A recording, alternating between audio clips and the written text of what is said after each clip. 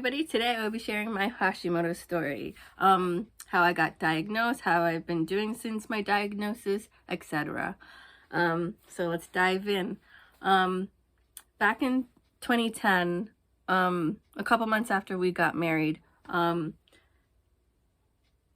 was diagnosed. We had been trying to get pregnant, and we started trying actually right away on our honeymoon because we were just so excited to start a family. And I always wanted to be a mom. You know, as a little girl, when you were asked what you wanted to be, mom was always my answer. So yeah. So we started trying and nothing was working. It wasn't happening. So we got married in April, and I went to my doctor, or I went to see an OBGYN in, I want to say December, but it might have been a little bit before that, because I know I had went to an appointment and that's when he told me my results and everything. So I think it was maybe a few weeks before that, so maybe the end of November, the beginning of December. Anyway, so yes, I go to the doctor. He's doing his thing, his exam, and he gets to my neck and he's like, your neck seems a little swollen. It could be your thyroid, so we'll run those tests. And to my amazement, now that I think about it, he did this specific test to test for Hashimoto's, which is amazing because, you know, you hear nowadays that doctors just, that's not the first thing they think of. So yeah, he was a good OBGYN and I miss him. He left the practice, and we'll get into that in other videos, or I think I have mentioned it in other videos, but yeah, I do miss him. Moving on. Oh yes, so I had that exam, then we wait, I think it was days or something for the results. So I have another appointment to go and talk over the results. He's like, yes, you definitely do have Hashimoto's. And that's why it was hard getting pregnant.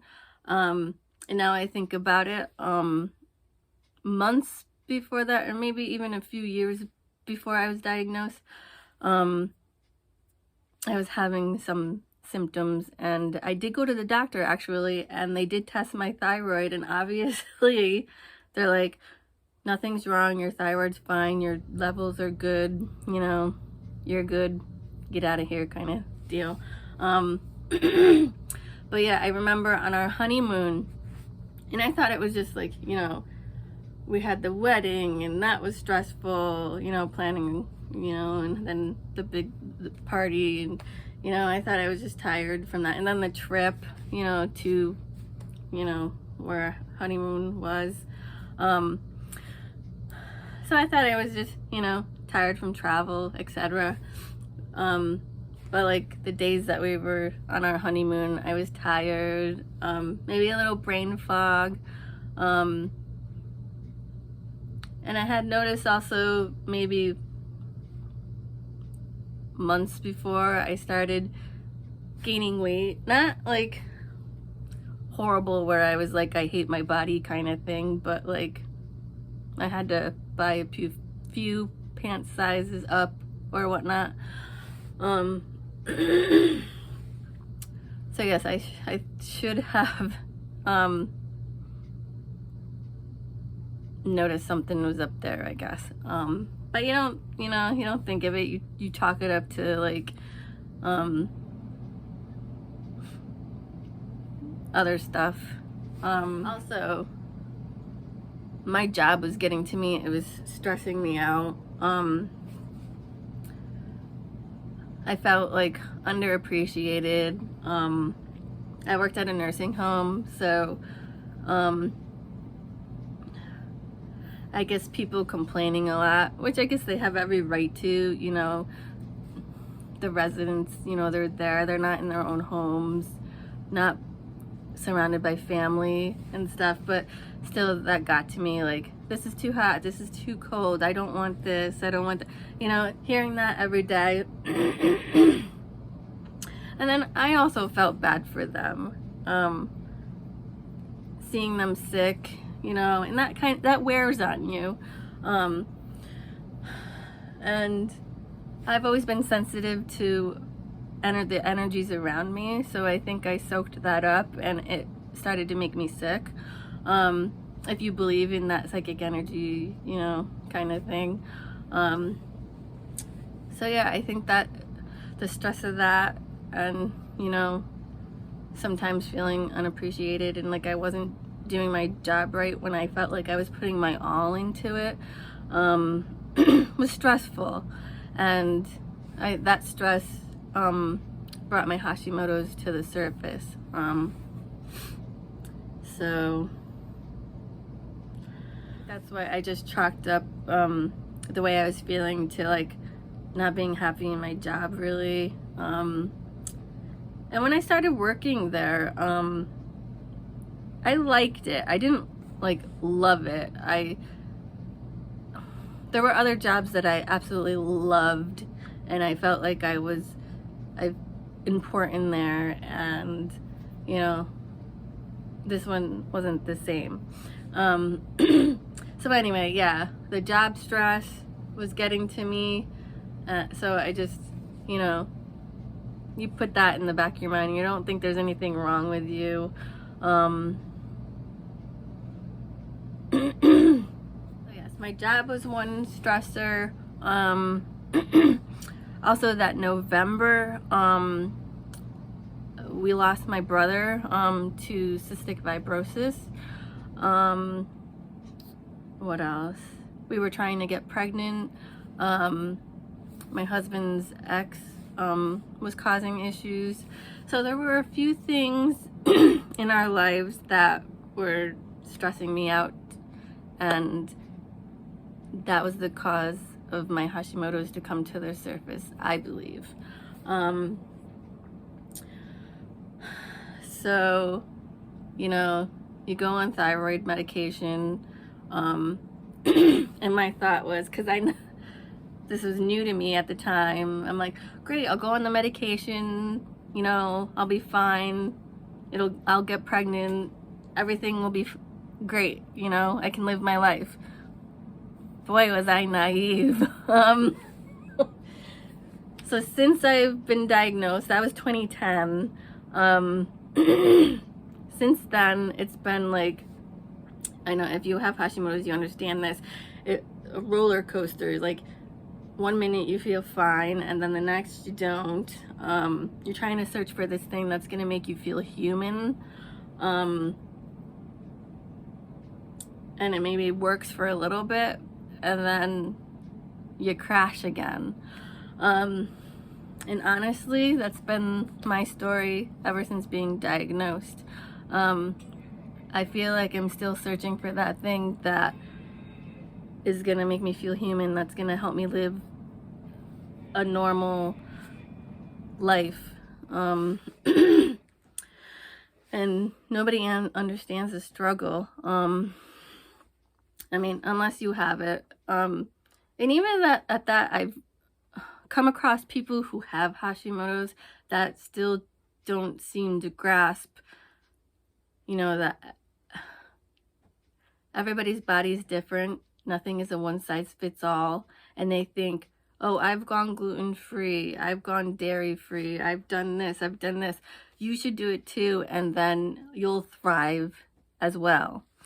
Not the case. I've done those things, and either it doesn't work, or it works for a little bit and then I crash again. What I've been trying to do is just, you know, quiet my mind and push everybody else's thoughts and opinions aside, and really diving deep and listening to my body and what it needs. If I need rest one day, I will rest.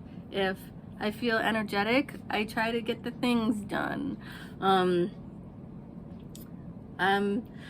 Just recently I've been keeping a food diary to see if, you know, what I'm eating is bothering me. I'm already gluten and dairy free, and I noticed since then, I used to get stomach cramps, like I'm too full kind of stomach cramps. I hardly have those anymore, or, you know, not at all. So I think maybe the gluten and the dairy were causing some issues. But I've just realized that maybe something else I'm eating is causing issues, namely sugar. One day last week I binged on gummy bears and Swedish fish, and oh my god, the next day I woke up feeling like I was like coming down with the flu. And I know many of you are like, of course, you ate a ton of sugar, of course you're gonna feel sick, blah blah blah blah blah. But my take on it is I feel like I should have gradually been getting better through the day, and I felt horrible the whole day. And I think a few days afterwards, my body was just trying to recuperate from what I did. So I put 2 and 2 together, and I'm like, I wonder if, you know, Hashimoto's and blood sugar have like a connection. And that's when I remembered, you know, my doctors have tested my blood sugar in the past, and they told me I was really close to being pre-diabetic. So I'm like, let me look up, you know, Hashimoto's and blood sugar. And sure as shit, I found these doctors on YouTube, and they both say, yes, there's a connection to Hashimoto's and, you know, bad blood sugar. And, you know, you kind of gotta, you know, be careful with your sugar intake, and, you know, try to balance your blood sugar. So I've been trying to eat less sugar. I'm keeping the food diary. And in the one doctor's video, he says, you know, you got to eat a few meals throughout the day. Like, you know, you have your 3 meals a day, but you got to eat like snacks in between. I did that yesterday, or was it yesterday or the day before? I think I did it yesterday, and today I woke up feeling almost human. I have less brain fog, sorry. Sorry, a little burp there. Where was I? Yes, I woke up today with less brain fog. I feel like I have so much energy. I can run laps, which I've never been a fan of, but I feel like I could do that. I think my blood sugar is still trying to balance, if that's what it is. But today I feel so good. So I'm going to continue to, you know, watch my sugar intake, try to eat, you know, balanced meals, try to get my snacks in between, because maybe I just did need to make that little tweak to my eating habits and stabilize my blood sugar. And even though I'm not technically diabetic, maybe still those of us with Hashimoto's still need to watch our blood sugar. So yeah, if you're like me and you think your symptoms have something to do with your diet, and since those doctors can explain blood sugar better than I can, I will link their YouTube channels below, so you can check them out, because those channels have been really informative. And I've also been having the thought of, you know, I will take what works for me and I will leave the rest. So if anything doesn't fit for you, maybe go with that strategy. But I love these channels overall because I've had a lot of aha moments. Like, I knew it, you know, I felt that way, and oh, maybe it's that, you know. I'm getting so excited learning more and diving back into taking care of me, because for such a long time I'm like, oh, it's just a thyroid issue, you know, take this pill, I'll feel better, it's not a big deal. Other people made me feel like my Hashimoto's wasn't a big deal, but you know, it is. You know, your thyroid runs your whole body, and if it's off balance, you're gonna feel like crap. You know. So yes, I will link their channels below so you can check them out, so you can get more informed as well. It covers my Hashimoto story. I'm still trying to figure out what works for me, and you know, dive back into taking care of me and making sure I am healthy, especially if I am planning on getting pregnant in the near future. I need to be healthy so my baby is healthy. If you guys have any questions, feel free to ask in the comments below. And if you want to see more of this content, please like and subscribe. And I will see you later. Bye.